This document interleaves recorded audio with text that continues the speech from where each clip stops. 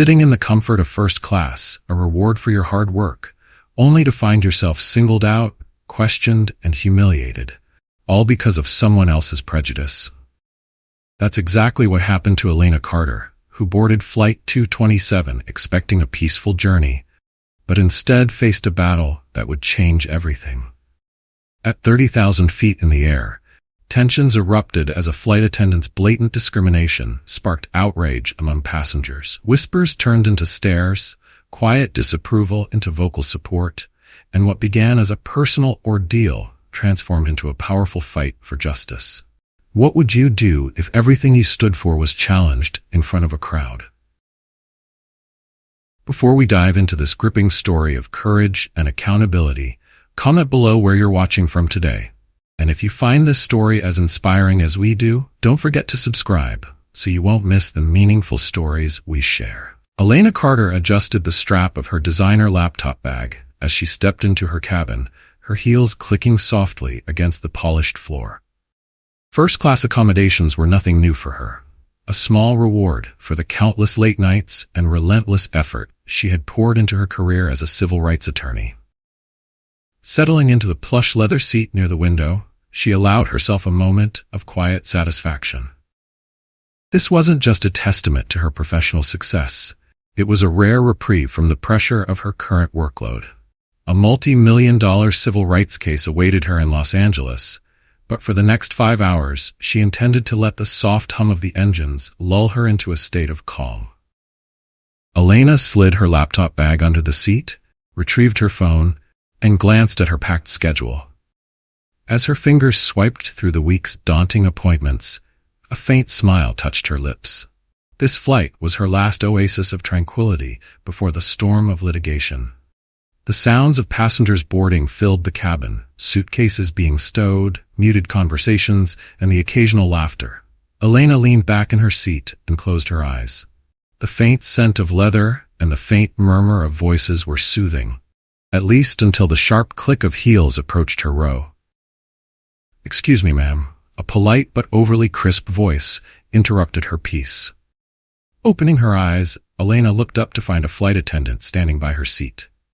The woman, whose name tag read Laura Pearson, appeared to be in her mid-40s with perfectly coiffed blonde hair twisted into a bun. Her uniform was impeccable, her expression composed, but there was a tightness in her smile that suggested more formality than friendliness. "May I see your ticket, please?" Laura asked, holding out a manicured hand. Elena frowned slightly. She had already been greeted and escorted to her seat earlier. This seemed unnecessary. Still, she complied without hesitation, retrieving the boarding pass tucked into her blazer pocket. Laura's eyes scanned the ticket, lingering for a beat too long before handing it back. "I just needed to check," she said, her lips curving into a faint smirk. Sometimes passengers get confused about their seating assignments. "I know exactly where I'm supposed to be," Elena replied, her tone polite but firm.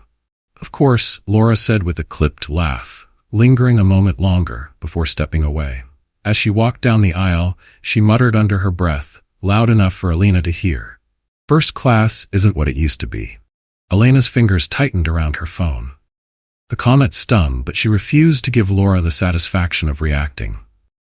Instead, she turned her attention to her work emails, determined to ignore the flight attendant's behavior.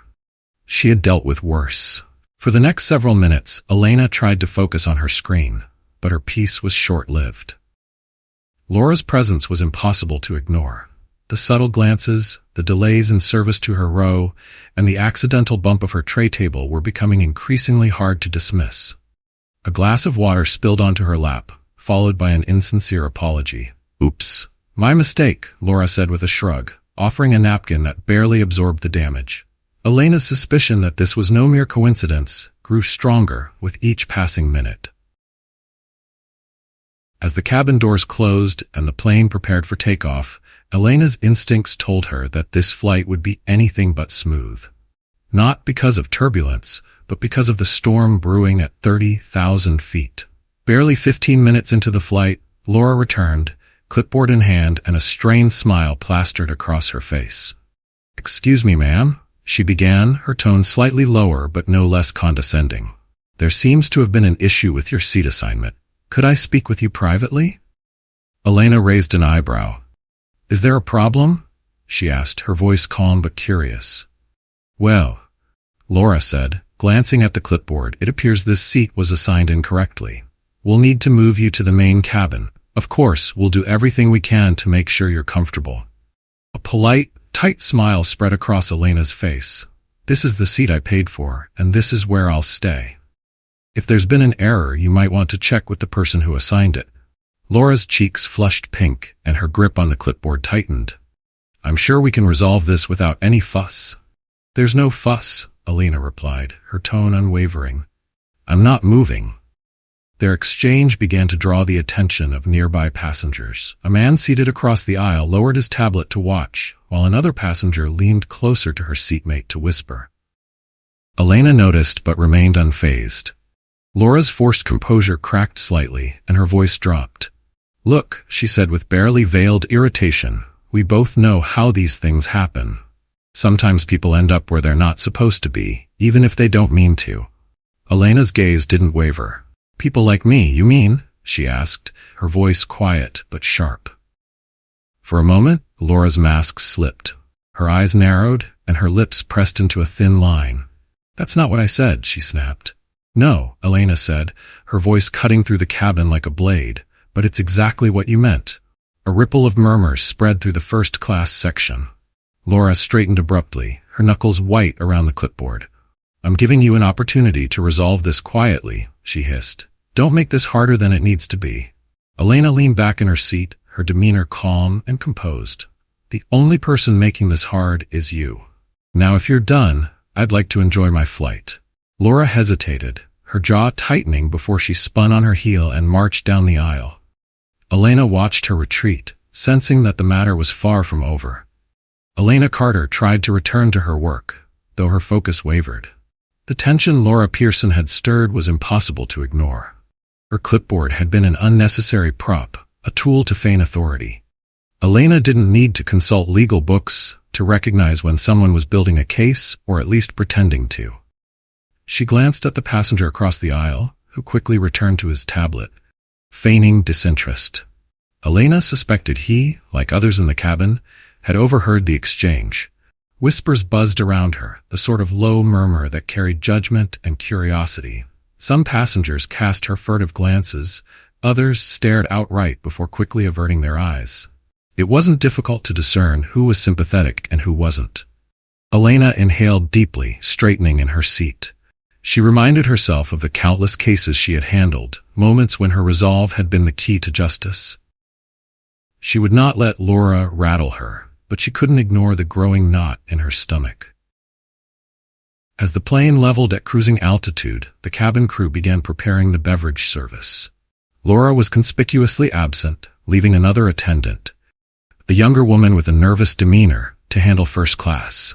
The younger attendant worked efficiently, her smile genuine, but the gap Laura left was palpable. Elena sipped the orange juice placed before her, relishing the silence, but it didn't last. A sudden voice broke her concentration. She's refusing to cooperate, Laura's sharp tone carried from the galley. Elena didn't have to strain to hear it. Laura wasn't attempting subtlety. I told you, we can't just let things like this slide. You never know these days. Elena stiffened.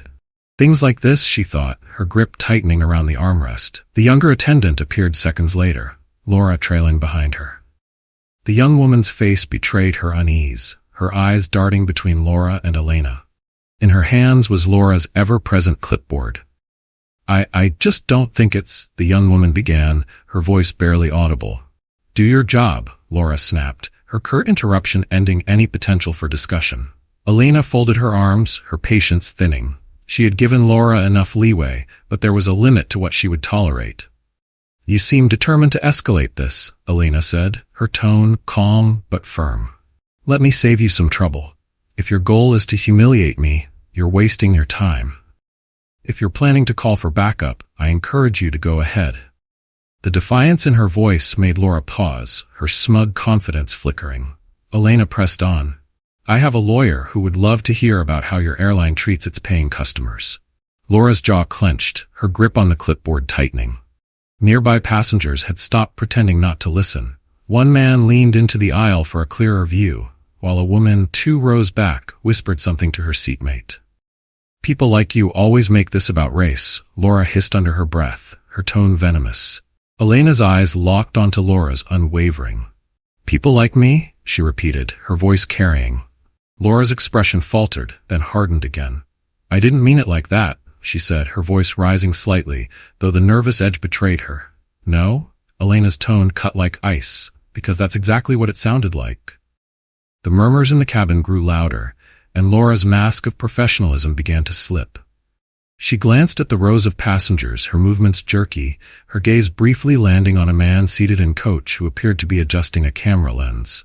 Elena leaned back in her seat, her calm exterior masking the fire that burned inside. She wasn't unfamiliar with coded language and microaggressions. Laura's words, though veiled, were nothing she hadn't heard before. What was different this time was the audacity, the blatant hostility that Laura didn't bother hiding anymore. Minutes passed, and Laura retreated to the galley once more, leaving the younger attendant to handle first class alone. Elena took the opportunity to steady herself, focusing on her breathing. But Laura wasn't finished. She returned with the younger attendant in tow, her expression as tight and brittle as before. The younger woman looked even more reluctant than before, her gaze fixed on the floor. "We've reviewed your ticket again," Laura began, her voice dripping with saccharine falseness. "It seems there's still a discrepancy. I'm afraid you'll have to move to the main cabin." Elena set her book down and met Laura's gaze. "I already told you I'm staying in my assigned seat." "There's no discrepancy." Laura's forced smile faltered, her irritation bleeding through. "You seem to think you're entitled to this seat," she said, her voice louder now. "But mistakes happen and we're trying to correct it." Elena's patience snapped. "The only mistake here is your treatment of me," she said, her tone sharp yet controlled. "I'm not moving." The tension in the cabin was palpable. Some passengers looked appalled, others avoided making eye contact altogether. A middle-aged woman seated a few rows back cleared her throat loudly. "Excuse me," the woman said. Her voice steady but soft. "But she's right. I've been watching the whole time, and you've been singling her out." Laura's head whipped toward the woman. "This has nothing to do with anyone else," she snapped. "I'm simply following protocol." "Sure you are," the woman replied, crossing her arms. "And I suppose protocol includes muttering about her under your breath?" A ripple of murmurs swept through the cabin, and Laura's composure wavered. Her knuckles whitened around the clipboard as she cast a pleading glance toward the younger attendant, who stepped back, unwilling to engage. Meanwhile, the man in coach adjusted his camera again, the lens now angled directly toward the confrontation. Laura's voice rose. "I don't have to explain myself to you," she said, addressing the passengers collectively. "I'm in charge of this cabin, and I'll decide what's appropriate." Elena remained seated, her arms crossed. "No," she said, her voice calm but firm. "What you'll do is stop harassing me and focus on your job. Or do you want me to escalate this further?" The challenge in Elena's words made Laura hesitate. She glanced down the aisle, perhaps hoping for support, but found none. The silence from the other attendants and the growing hostility from passengers left her momentarily stunned. "I'll get the captain involved," Laura spat. "Please do," Elena replied, gesturing toward the cockpit door. "Let's see how far you're willing to take this." Laura stormed off, her heels clicking sharply against the floor. The murmurs in the cabin grew louder as passengers whispered amongst themselves. Elena exhaled, her heart pounding but her composure unshaken. She wasn't afraid of confrontation, but she hadn't expected the blatant nature of Laura's actions. Elena Carter had always prided herself on her composure, but as the minutes ticked by, her patience wore thin. The blatant injustice she faced was infuriating, and the murmurs from nearby passengers only heightened her frustration. Still, she remained seated, determined to stand her ground. The silence didn't last long. Laura Pearson returned, this time accompanied by the captain of the flight. His uniform was neatly pressed, his hat tucked under his arm, and his expression a mix of irritation and wariness. "Good evening," the captain began, addressing Elena directly. "I'm Captain James Matheson. I understand there's been a misunderstanding regarding your seat."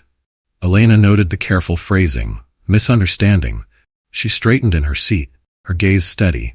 "There's no misunderstanding, Captain," she said firmly. "This is my assigned seat, which I paid for. The only issue here is your flight attendant's refusal to accept that bookmark." Captain Matheson glanced at Laura, who stood beside him with her clipboard clutched tightly to her chest. Her smugness had returned, though it was now tinged with nervous energy. "Ms. Carter," he said, his tone measured, "to ensure the comfort of all passengers, I'm kindly asking you to cooperate. It seems there may have been an error in the booking system." Elena's lips curved into a tight smile. "Let me get this straight," she replied. "You're asking me, the paying customer sitting in my assigned seat, to move because your employee has a problem with me being here?" The captain's jaw tightened and he glanced briefly at Laura, whose expression remained resolute. He sighed before responding. "I'm asking for your cooperation so we can avoid further disruption." "Disruption?" Elena repeated, her voice sharper now. "The only disruption on this flight is the blatant discrimination I've been subjected to since I boarded. And let me be her. I won't be punished for someone else's behavior." The exchange drew the attention of nearly every passenger in the first-class cabin. Some nodded in quiet agreement with Elena's words, while others shifted uncomfortably in their seats, clearly unsure of where to stand. Laura interjected, her voice clipped. "Captain, I've already confirmed with corporate that there was an issue with her booking. The seat wasn't officially cleared." Elena's eyes narrowed. "That's nonsense. And you know it." Laura leaned in slightly, her voice low and venomous. "If you don't move now, I'll have security waiting for you when we land. It's your choice." The threat hung in the air like a dark cloud. For a moment, Elena considered her options. She wasn't afraid of confrontation, but she knew how easily such situations could spiral out of control. Memories of similar incidents flashed through her mind. Situations where the narrative was twisted, where individuals like her were vilified for simply standing their ground. With a deep breath, Elena made her decision. She reached for her laptop bag and stood, her movements deliberate and calm. The cabin fell silent as every eye followed her. "I'll move," she said, her voice steady despite the fire burning inside her. "But not because you're right, only because this isn't over. And when I'm done, you'll wish you had handled this differently." Laura blinked, the confidence in her expression faltering for the first time. Elena stepped into the aisle, holding her head high as she walked toward the main cabin. The whispers and stares followed her, but she refused to acknowledge them. As she passed through the curtain separating first class from coach, a man stood abruptly. His camera was tucked discreetly in his hand, but his voice rang clear. "This isn't right," he said loudly enough for others to hear. "Everyone saw what just happened. Don't think for a second this won't go public." Elena paused, meeting his gaze. He gave her a small nod of solidarity, which she returned before continuing to her new seat. The main cabin was a stark contrast to the luxury of first class. The seats were cramped, and the air felt heavier. Elena found her assigned row and settled in, her movements precise as she opened her laptop. She began typing furiously, documenting every detail of the incident while it was still fresh in her memory. Each word she wrote was fueled by a mix of indignation and resolve. Laura Pearson might have won this round, but Elena had no intention of letting her actions go unchallenged. Meanwhile, back in first class, the mood had shifted. Passengers exchanged uneasy glances, and a few openly whispered their disapproval. Laura returned to the galley, her composure cracking under the weight of the growing tension. "You should be ashamed of yourself," said a middle-aged woman who had been watching the exchange closely. She stood just outside the galley, her voice loud enough to carry. "This isn't going to end well for you." Laura's smug demeanor faltered, and for a moment she seemed at a loss for words. Her professional mask slipped, revealing a flicker of uncertainty. Michael Rivera, the man with the camera, remained seated in coach, his focus on the footage he had. He had recorded nearly every interaction between Laura and Elena, including the venom of about calling security. As the plane flew westward, whispers of discontent grew louder. Passengers were no longer subtle about their dissatisfaction with Laura's behavior. Elena, still in the main cabin, ignored the glances and murmurs of those around her. She was focused solely on her laptop, her fingers flying over the keyboard as she detailed every comment, every action, every instance of hostility. Her phone buzzed, pulling her attention briefly from her screen. A text appeared from an unknown number. "I've got everything on video. This isn't over. Stay strong." Elena's lips curved into a small smile for the first time since the flight began. She quickly replied, "Thank you. I'm documenting everything on my end too." For the rest of the flight, Elena worked tirelessly, her mind racing with ideas for the steps she would take once they landed. She wasn't fighting just for herself anymore. This had become something much larger. By the time the captain announced the plane's descent into Los Angeles, the tension in the air was almost unbearable. Laura avoided making eye contact with passengers as she prepared for landing, but the strain on her face was evident. When the plane touched down and passengers began gathering their belongings, Elena remained seated, her laptop safely stored in her bag. Her pulse thrummed in her ears, but her resolve was unshaken. She was ready for what awaited on the ground. Elena Carter waited in her seat as passengers began filing off the plane.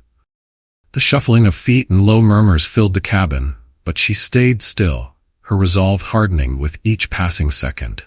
The events of the flight replayed in her mind, each moment a fresh reminder of the injustice she had endured. She wouldn't let it end here. A few rows ahead, Laura Pearson stood near the exit, her face carefully blank. Gone was the smugness she had worn like armor. Instead, her movements were stiff and robotic, her eyes darting toward passengers who avoided her gaze.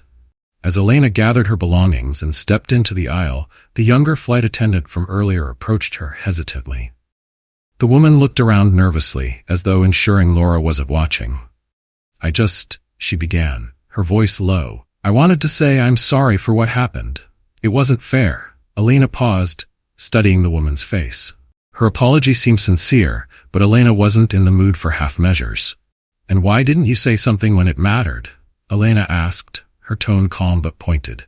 The attendant's shoulders sagged, guilt flickering across her face. "I was scared," she admitted. Laura can be difficult to stand up to. Elena held her gaze for a moment longer before nodding once. "Fear doesn't excuse silence," she said firmly. Without another word, she walked past the attendant toward the jet bridge.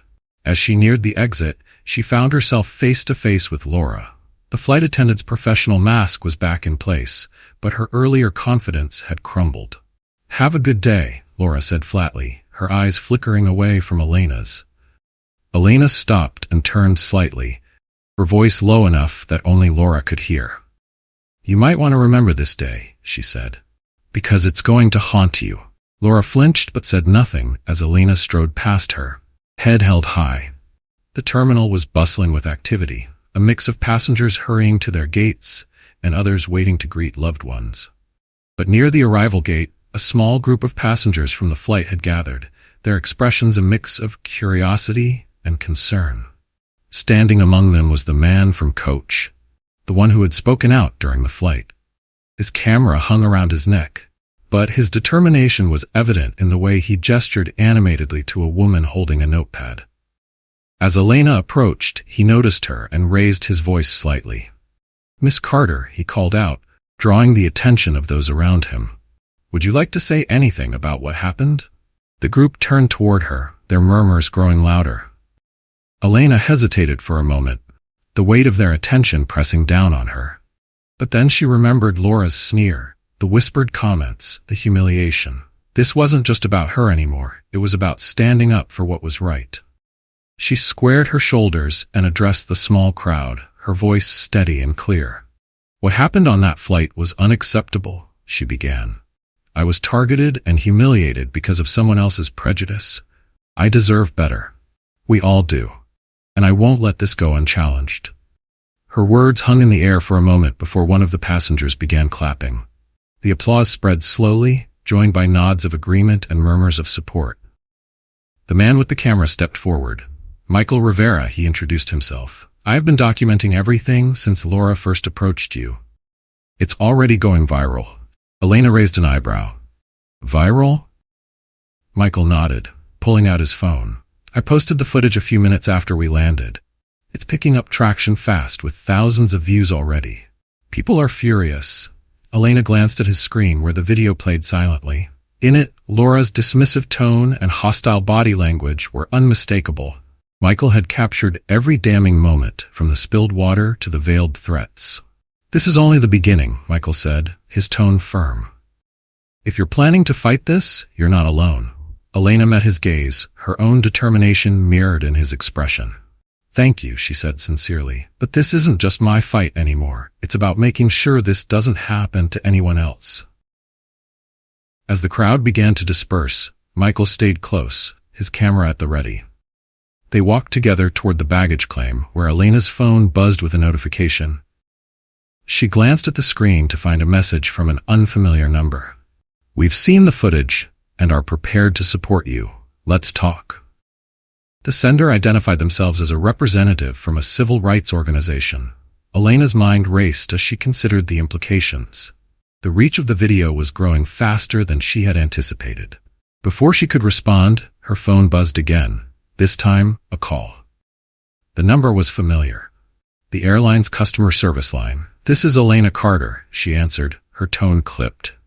"Miss Carter, this is Amanda Brooks from Meridian Airlines legal department." The voice on the other end said, professional but strained. "We're aware of the incident on your flight today and would like to discuss how we can resolve this matter." Elena's lips pressed into a thin line. "Resolve the matter? I don't think an apology and a voucher are going to cut it." There was a brief pause. "We're prepared to discuss compensation," Amanda said cautiously, "but we'd prefer to avoid unnecessary publicity." "Publicity," Elena repeated, her voice sharp.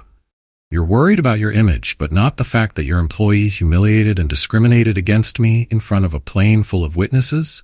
You let this happen, and now you want to sweep it under the rug?" "Miss Carter," Amanda interrupted, her tone strained. "We take these matters seriously. You take them seriously now that it's trending," Elena snapped. "If you were serious, you'd have addressed the complaints about Laura Pearson long before today." Another pause. "We need time to investigate," Amanda said finally. "In the meantime, we'd appreciate it if you refrained from making further public statements." Elena laughed bitterly. "Let me save you the trouble." "No, I'm not staying silent, and I'm not letting this go."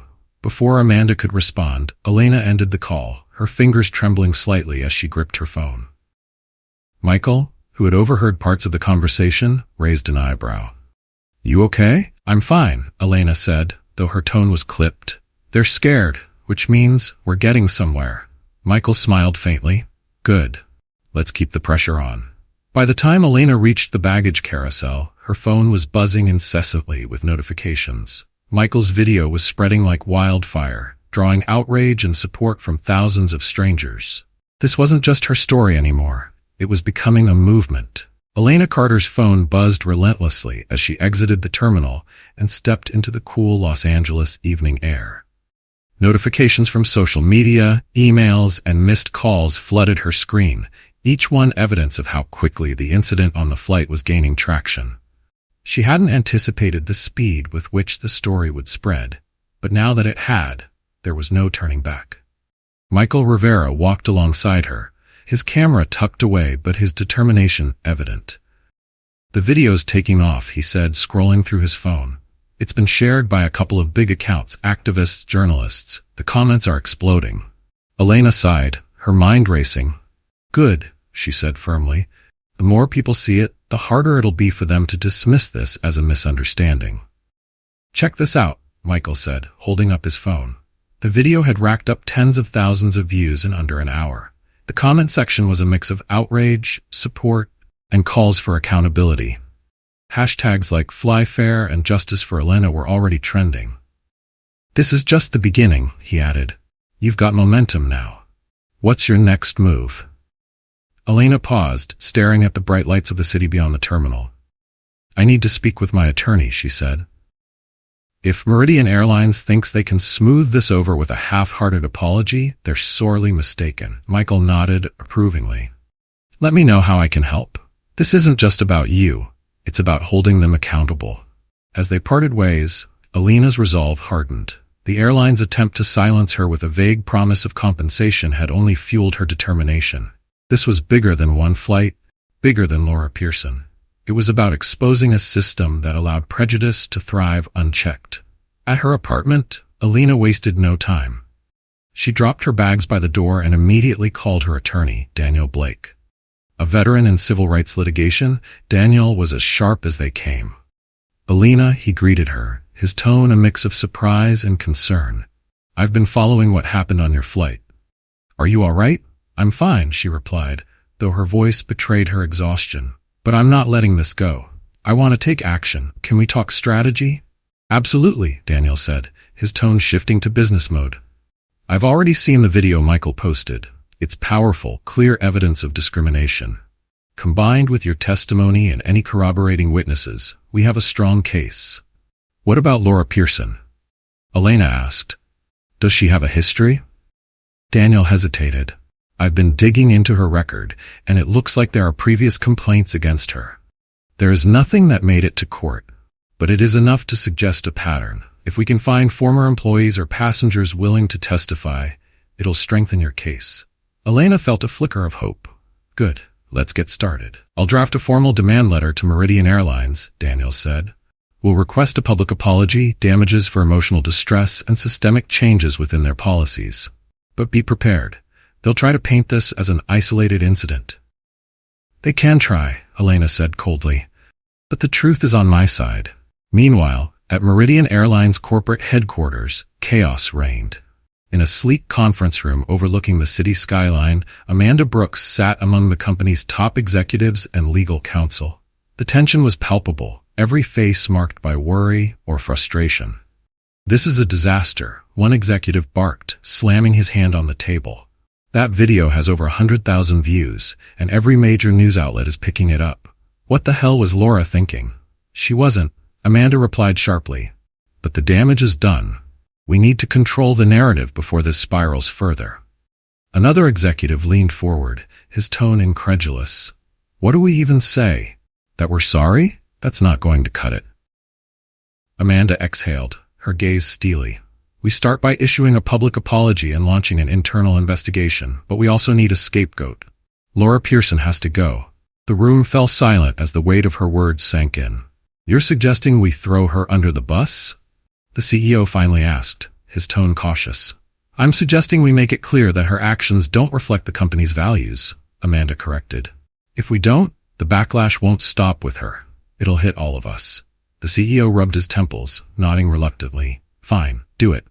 Draft the statement and prepare her termination paperwork." "And what about Miss Carter?" an executive asked. "She's not backing down." Amanda's expression darkened. "We'll offer her a settlement. Something generous enough to make her consider it. But if she insists on going to court, we need to be ready." The next morning, Elena woke to a flood of Notifuentel's video, which had gone viral overnight. Now the incident is a trending topic worldwide. News outlets were dissecting the footage, while opinion pieces condemned Meridian Airlines for their handling of the situation. Elena scrolled through her phone, reading article after article. The comments from strangers were both heartening and enraging. Many shared their own experiences with discrimination in travel, amplifying the conversation. Her phone buzzed with a call from Daniel. "Morning," he said, his tone brisk. "I finished the demand letter. It's ready to send." "Perfect," Elena replied. "Send it." "Done," he said. "Now we wait for their response. In the meantime, the media attention is working in our favor. Keep speaking out. It's putting pressure on them." Elena nodded. "I'm not staying quiet." At Meridian Airlines, the corporate damage control machine was in full swing. Amanda's team drafted a carefully worded statement, acknowledging the incident and promising an investigation. By midday, the statement was live on the company's social media pages.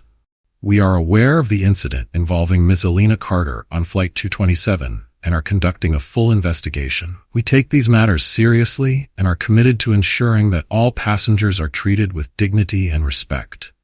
We sincerely apologize for any distress caused." The response was swift and brutal. Comments flooded the post, accusing the airline of offering a hollow apology without addressing the root of the issue. Many demanded Laura Pearson's termination, while others called for broader reforms. Elena scoffed as she read the statement.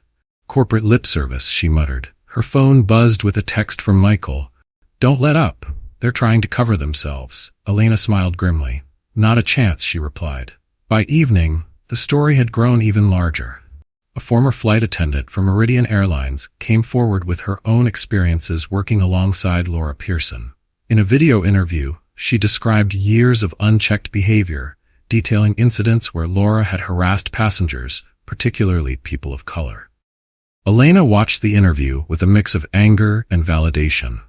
The cracks in Meridian's defense were widening, and she intended to keep pushing until the entire system was exposed. Elena Carter sat at her kitchen table, her laptop open as she scrolled through the latest developments in the case.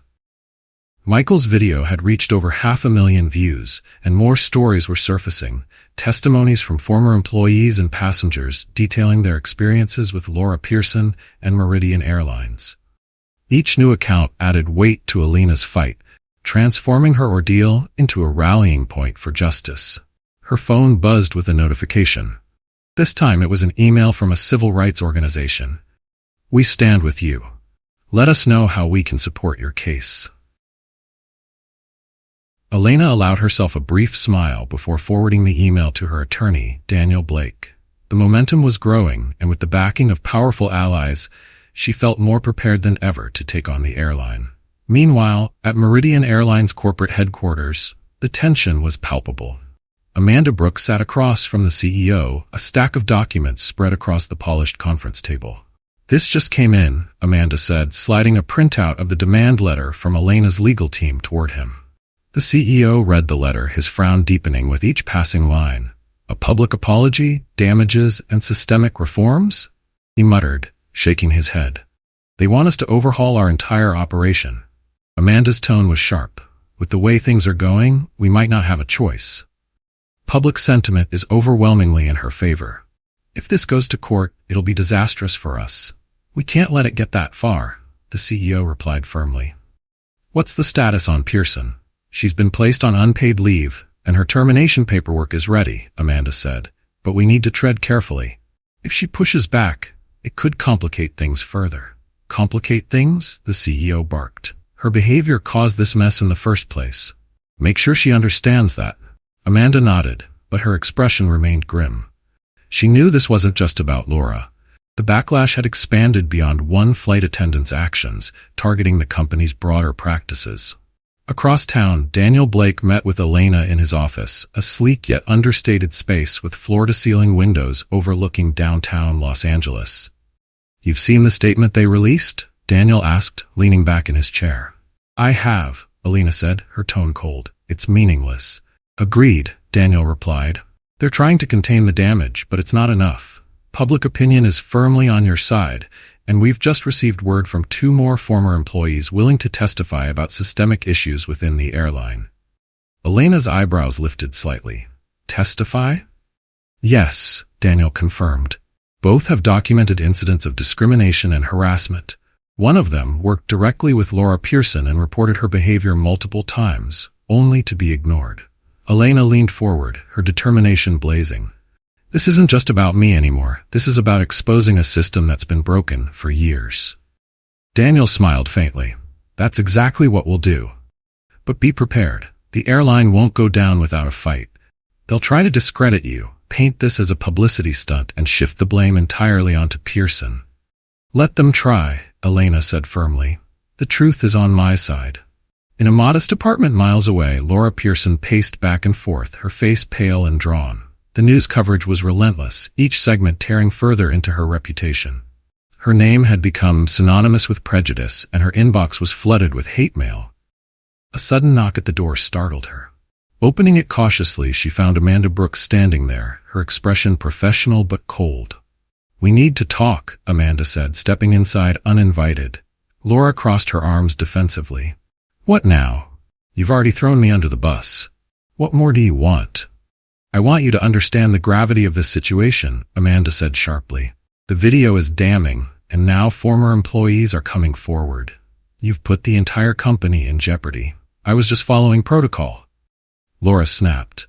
Amanda's gaze hardened. "You crossed a line, and now we're paying the price. Effective immediately, your employment with Meridian Airlines is terminated." Laura froze, her face draining of color. "Terminated? You can't. This isn't up for debate," Amanda interrupted. "You'll receive a formal letter within the hour, and if you attempt to make any public statements, you'll face legal consequences. As Amanda left, Laura slumped onto the couch, the weight of her actions finally sinking in. Elena's phone buzzed again as she sat reviewing Daniel's latest updates. This time it was a message from Michael Rivera. Another former employee is going public. Check this out. Clicking the link, Elena watched as a woman in her mid-30s appeared on screen, speaking directly to a news anchor. "My name is Lauren Davis," the woman began. "I worked with Laura Pearson for over 3 years. What happened to Elena Carter doesn't surprise me. Laura has a history of targeting passengers, particularly people of color. I reported her behavior multiple times, but management always brushed it aside." Elena's anger simmered as she listened to Lauren recount incident after incident, each one painting a damning picture of Meridian Airlines' negligence. The interview ended with Lauren issuing a call for accountability, her voice steady but emotional.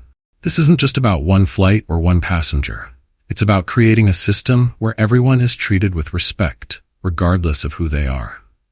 Elena closed the video, her resolve strengthening. With each voice that joined hers, the cracks in the airline's defense grew wider. The next day, Meridian Airlines released a second statement, this one more detailed but equally hollow. It acknowledged Laura Pearson's termination and promised a comprehensive review of their policies, but the public wasn't convinced. Comments flooded their social media pages, demanding real change. Hashtags like "Systemic Change Now" and "Accountability Matters" trended alongside Elena's name. Meanwhile, Daniel received an official response to the demand letter. The airline offered a settlement, an undisclosed sum of money, and a promise to implement diversity training for staff on the condition that Elena sign a non-disclosure agreement. When Daniel presented the offer to Elena, her reaction was immediate. "No," she said flatly. "Elena," Daniel began cautiously, "it's a significant amount of money, and they're committing to policy changes. They're trying to buy my silence," Elena interrupted. "If I take that deal, this all goes away. The public forgets, and they continue operating the way they always have. I won't let that happen." Daniel studied her for a moment, then nodded. "All right, we'll proceed with the lawsuit." By the end of the day, Elena's story had become a lightning rod for a larger conversation about systemic discrimination in the airline industry. Civil rights organizations pledged their support, and more former employees of Meridian Airlines came forward, each testimony adding to the growing tide of outrage. Michael Rivera's video had surpassed 1 million views, and news outlets across the country were airing segments on Elena's case. As Elena sat in her apartment that evening, her phone buzzed with a call from Daniel. "We're ready to file," he said. "This is just the beginning." Elena exhaled slowly, her mind already racing with the battles ahead. "Let's do it." The days following Elena Carter's decision to reject Meridian Airlines' settlement offer were a whirlwind of preparation and public support. With the lawsuit officially filed, her story continued to gain traction.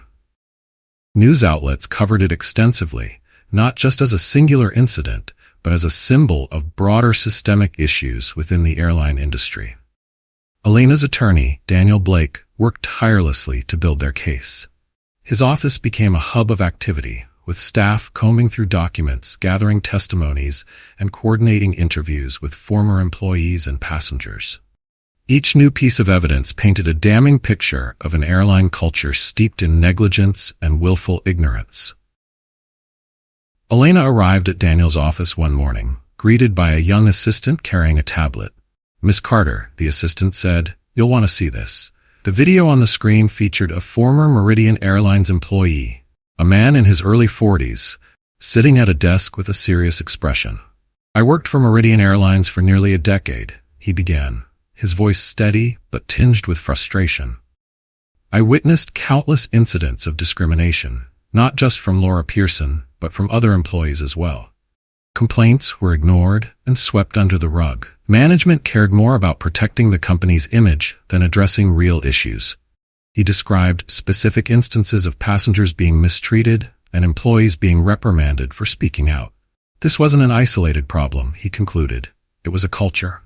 Daniel paused the video and set the tablet down. "This is exactly what we needed," he said.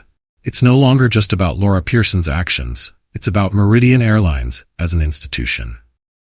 Elena nodded, her determination evident. The deeper this goes, the harder it will be for them to deny their culpability.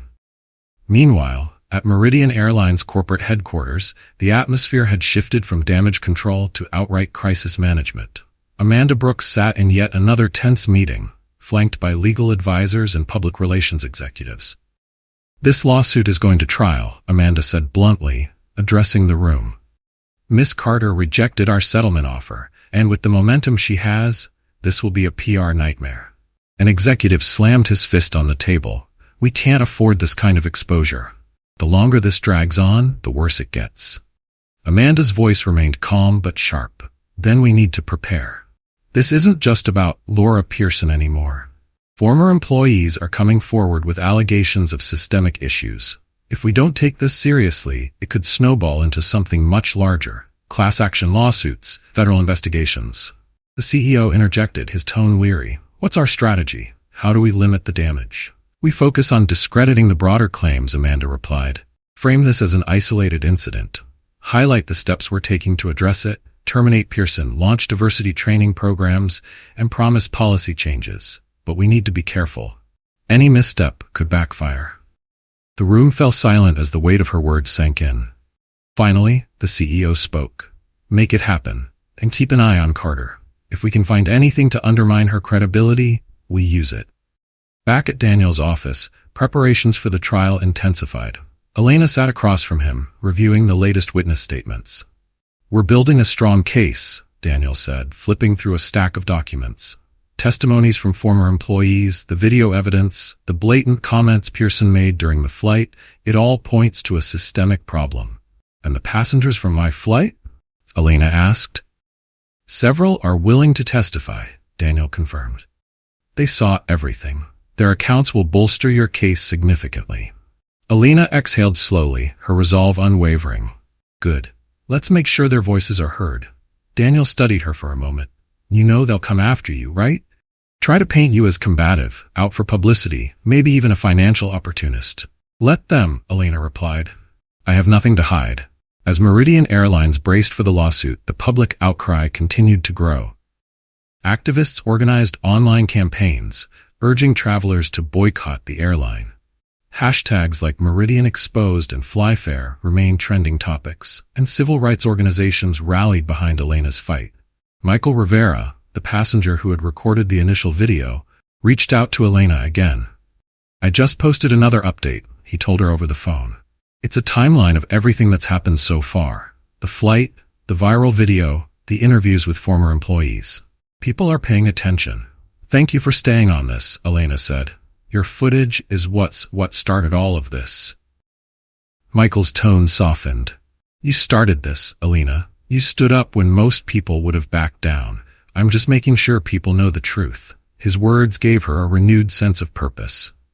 This wasn't just about holding Meridian Airlines accountable. It was about setting a precedent and ensuring that others wouldn't face the same treatment she had. The day of the preliminary hearing arrived, and the courthouse buzzed with activity.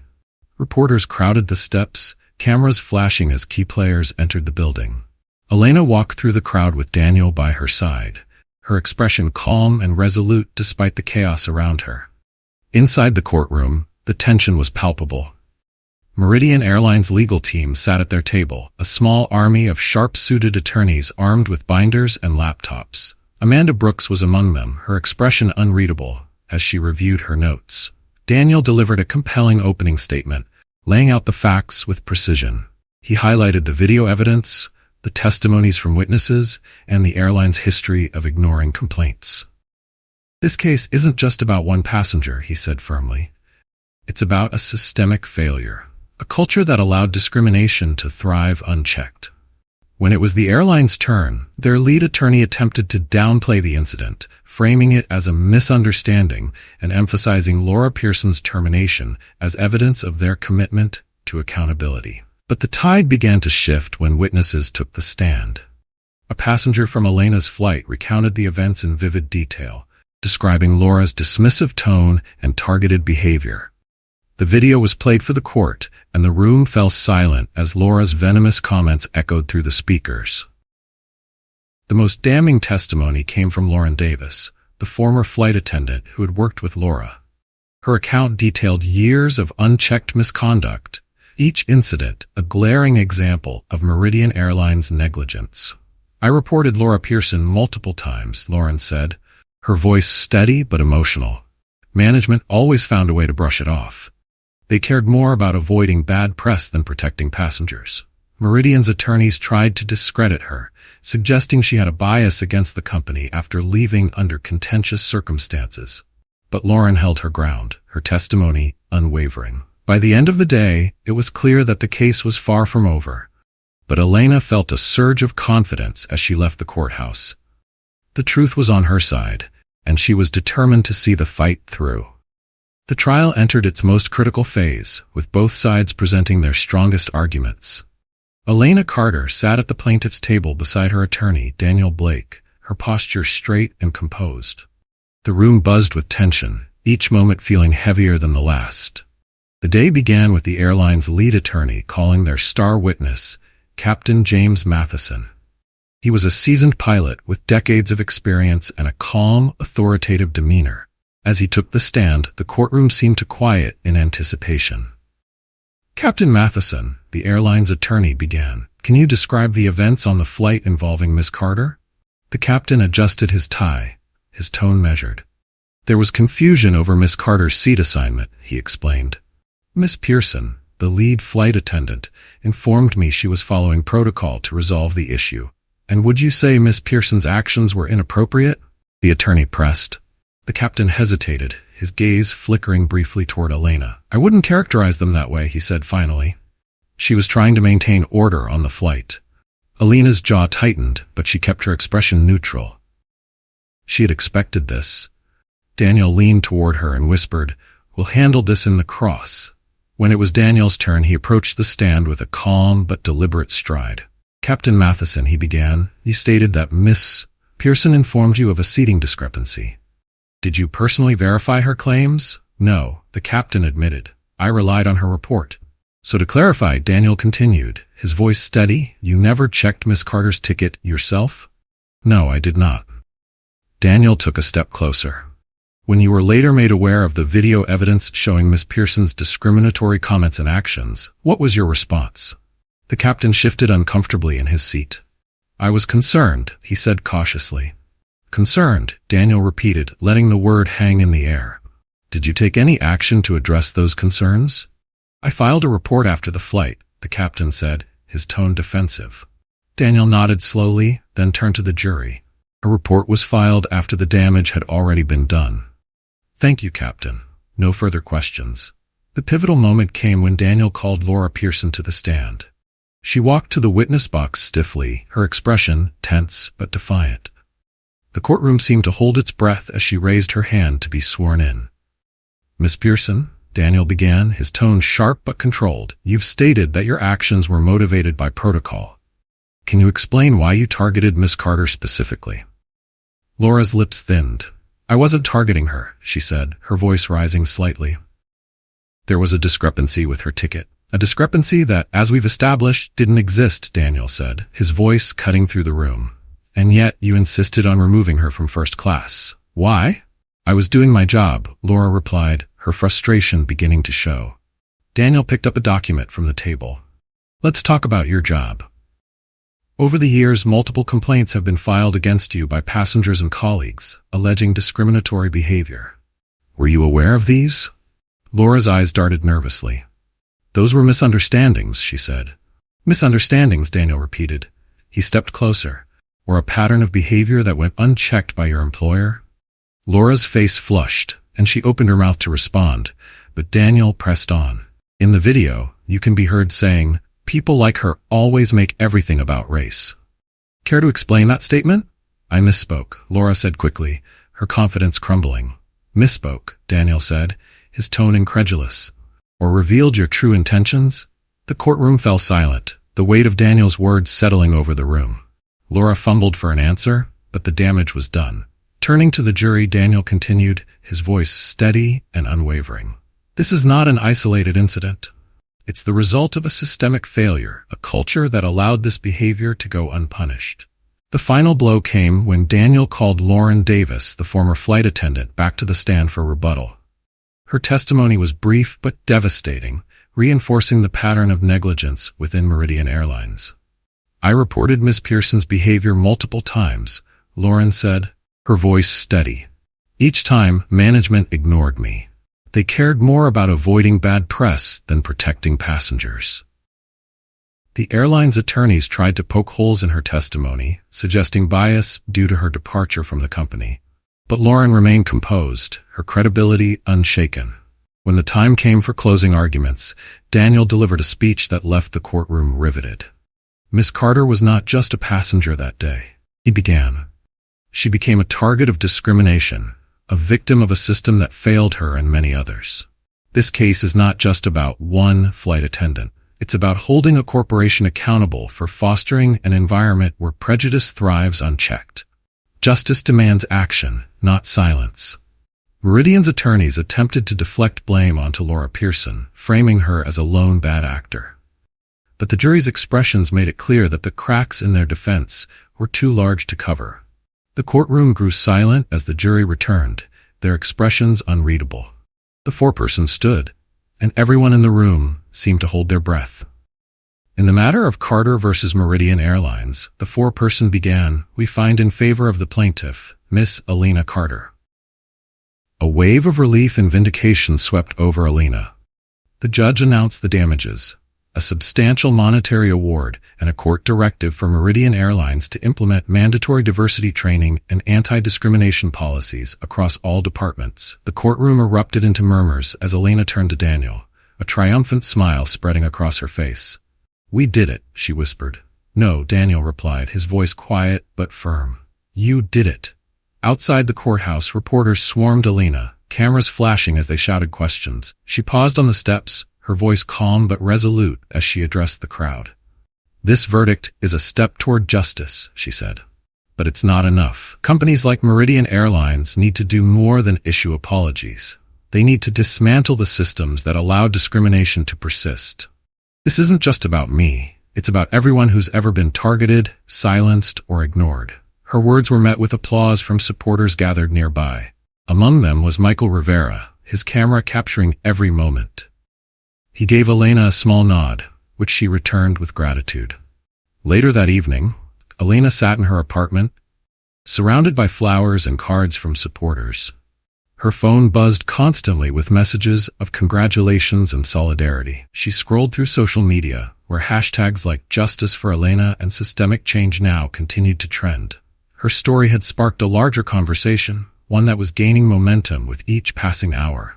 As she reflected on the day's events, her phone rang. It was Daniel. "They're calling this a landmark case," he said.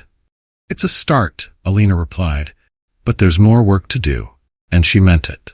The aftermath of Elena Carter's victory rippled far beyond the courtroom walls. The verdict dominated the news cycle, hailed as a pivotal moment in the fight against systemic discrimination. While many celebrated the outcome, others scrutinized Meridian Airlines' response or lack thereof. Bookmark. For the airline, the fallout was swift and relentless. Social media platforms were flooded with calls for boycotts, and the company's stock price took a noticeable dip. Former employees continued to come forward, sharing their own experiences of harassment and mistreatment under Meridian's watch. At the company's headquarters, Amanda Brooks and the executive team were once again locked in damage control meetings. The CEO's frustration boiled over as he slammed his hand on the table. "This is a public relations nightmare," he barked. "Every news outlet is running stories about systemic issues in our company. We're bleeding credibility and revenue."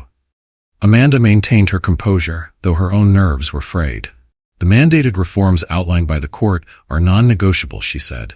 "We have to implement them immediately, including diversity training, independent oversight, and the works. And we need to make it clear to the public that we're taking this seriously." Another executive spoke up, his tone exasperated. "It's not enough. People want heads to roll. The press is already digging into our leadership team, questioning why these issues went unaddressed for so long." The CEO sighed, leaning back in his chair. "Then we'll need a complete overhaul, starting with public-facing policies. But let me make one thing clear. This cannot happen again. Do whatever it takes to ensure that. Amanda nodded, already planning her next steps.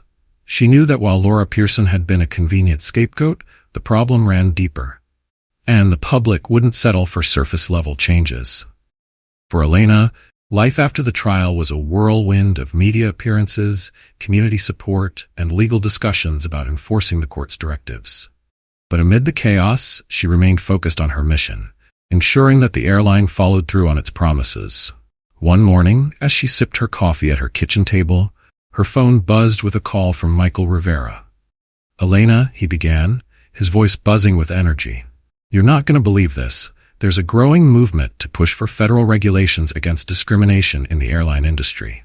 Your case is the spark." Elena's brow furrowed. "Federal regulations?" "Yep," Michael confirmed.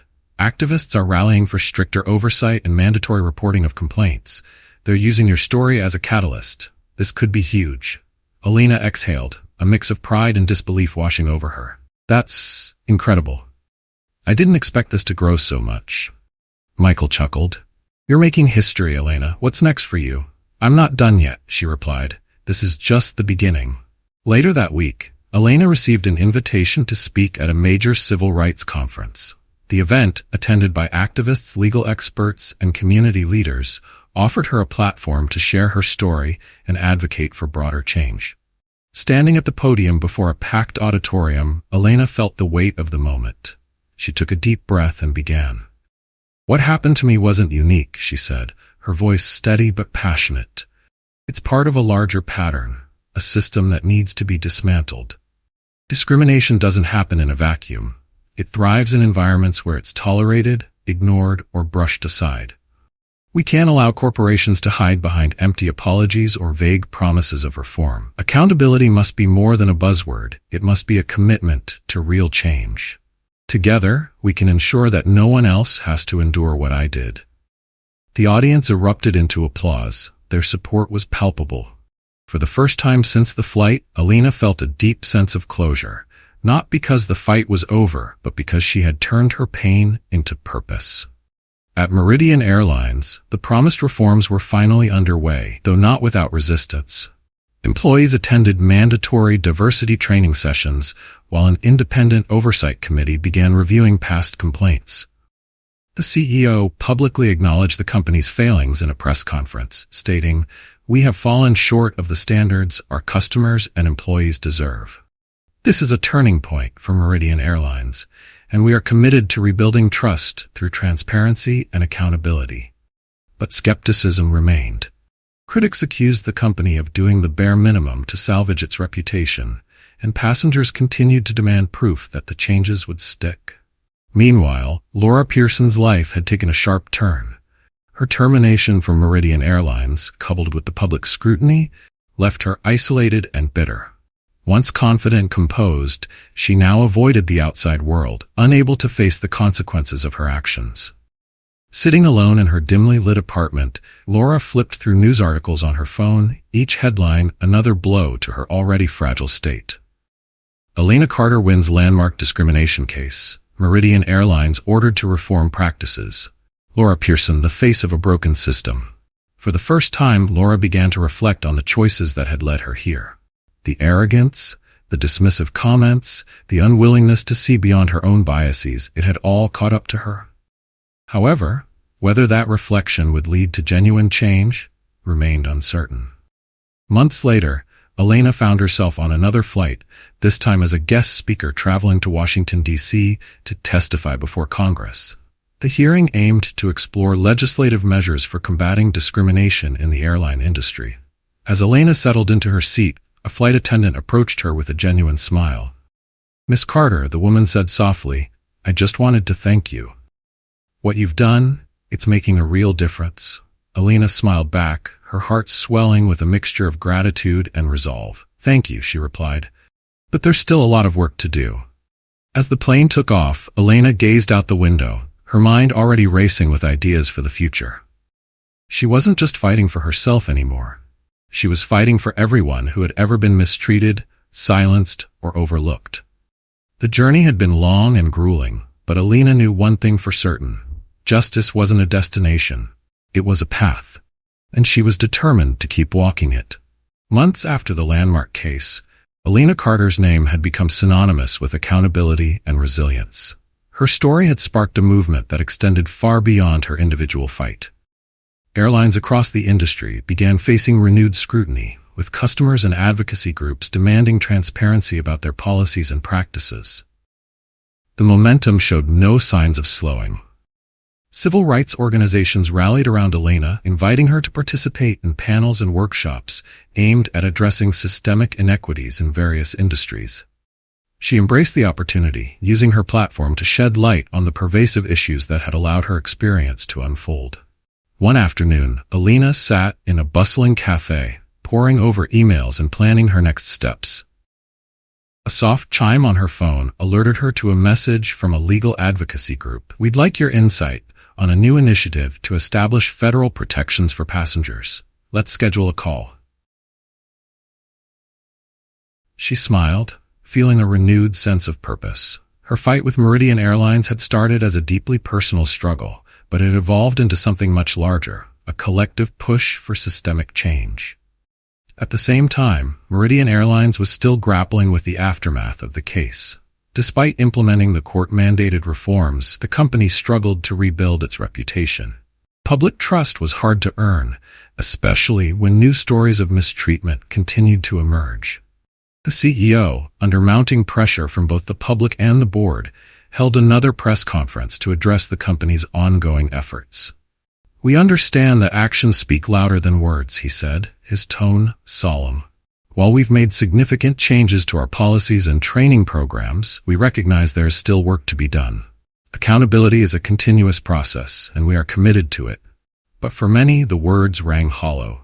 Without tangible proof of sustained progress, skepticism lingered. Meanwhile, Laura Pearson remained a recluse. Her termination had not only cost her a career, but also left her ostracized from her peers and her community. Attempts to secure a new job were met with rejection, as her name had become a lightning rod for controversy. She spent her days combing through online articles and videos, watching her reputation crumble further with each revelation. At night, the guilt she had tried to suppress weighed heavily on her. But while Laura wallowed in self-pity, the world around her continued to move forward, driven by the very fight she had inadvertently helped ignite. Elena's advocacy work brought her to Washington, D.C., where she testified before Congress about the need for federal regulations to prevent discrimination in the airline industry. Her testimony was both measured and impactful, drawing from her own experience while emphasizing the broader implications of unchecked prejudice. "I'm not here just to tell my story," she said, her voice calm but firm. "I'm here to advocate for those who can't. Discrimination in the airline industry is a symptom of a larger problem, one that requires decisive action from all of us." Her words resonated with lawmakers and the public alike, sparking renewed conversations about the need for stronger oversight and enforcement mechanisms. By the time Elena left the hearing, her phone was flooded with messages of support from activists, politicians, and everyday people who had followed her journey. Back in Los Angeles, Elena found herself reflecting on how much her life had changed since that fateful flight. While the journey had been arduous, it had also revealed her strength and resilience in ways she hadn't anticipated. Her attorney, Daniel Blake, called one evening with an update. "Elena," he said, his voice warm, "I just wanted to let you know that the oversight committee established by the court is already making waves. Complaints that were ignored in the past are finally being addressed." "That's great news," Elena replied, a genuine smile spreading across her face. "It's because of you," Daniel added. "Your determination forced them to act, and it's setting a precedent for others to follow." Elena felt a surge of pride, but quickly tempered it with the knowledge that there was still more work to be done. Weeks later, Elena attended a community town hall hosted by a coalition of civil rights organizations. The room was packed with activists, legal experts, and ordinary citizens who had been inspired by her story. As she stepped onto the stage to speak, the crowd erupted into applause. Elena took a moment to steady herself before addressing the audience. "When I decided to stand up against Meridian Airlines, I didn't know where it would lead, she began. I just knew I couldn't stay silent. What I've learned since then is that one voice can make a difference, but many voices, united, can create real change. This isn't just my fight, it's all of ours. And together, we can ensure that no one else has to endure the kind of discrimination I faced. Thank you for standing with me. The applause that followed was thunderous, a testament to the collective power of the movement she had helped inspire. Months turned into years, but Elena's impact endured. The reforms at Meridian Airlines became a blueprint for other companies to follow, and the push for federal regulations gained traction. Lawmakers introduced new legislation aimed at increasing transparency and accountability in the airline industry, a direct result of the conversations Elena had sparked. Elena herself became a sought-after speaker, traveling the country to share her story and advocate for justice. But despite her growing influence, she remained grounded, always emphasizing the importance of collective action over individual accolades. One day, while waiting to board a flight for another speaking engagement, Elena was approached by a young woman wearing the uniform of a flight attendant. "Miss Carter?" the woman said, her voice tinged with nervousness. "I just wanted to say thank you. You make a real difference. People like me feel safer speaking up now because of you." Elena smiled warmly. "Thank you for saying that," she replied. "But remember, the work isn't finished yet. Keep speaking up, keep pushing for better." The young woman nodded, her expression filled with admiration. As Elena boarded the plane and settled into her seat, she reflected on how far she had come. The journey had been long and grueling, but every step had been worth it. She wasn't just fighting for herself anymore. She was fighting for everyone who deserved to be seen, heard, and treated with dignity. Justice wasn't a destination, she reminded herself. It was a path, and she was determined to keep walking it, no matter where it led. Elena Carter's story is more than just a tale of one woman standing up to injustice. It's a reflection of the courage it takes to confront systemic issues and demand accountability. Her journey through humiliation, determination, and ultimate victory reminds us of the power of resilience and collective action. The case against Meridian Airlines revealed the importance of speaking out, not just for oneself, but for those who may not have the platform or voice to do so. It underscored the idea that systemic problems thrive in silence, and that challenging them requires a willingness to face discomfort and opposition. Elena's fight was not just for her dignity, but for a better future, setting a precedent for others to follow. One key lesson from this story is the impact of solidarity. From passengers who spoke up during the flight to Michael Rivera's documentation and the flood of support from civil rights organizations, this case showed that change is most powerful when people come together. It's a reminder that injustice anywhere affects us all, and our collective voices can create ripples of transformation that reach far beyond one person or one incident. The story also highlights the importance of persistence. Elena could have accepted the airline settlement and moved on, but she knew that doing so wouldn't address the root of the problem. Her refusal to be silenced or deterred serves as an inspiration for anyone facing similar challenges. Justice is not always immediate, but it's worth pursuing, no matter how long the path may be. If this story moved you, we'd love to hear your thoughts. Was it inspiring? If you thought the story was good, comment with a 1. If you thought it was amazing, comment with a 2.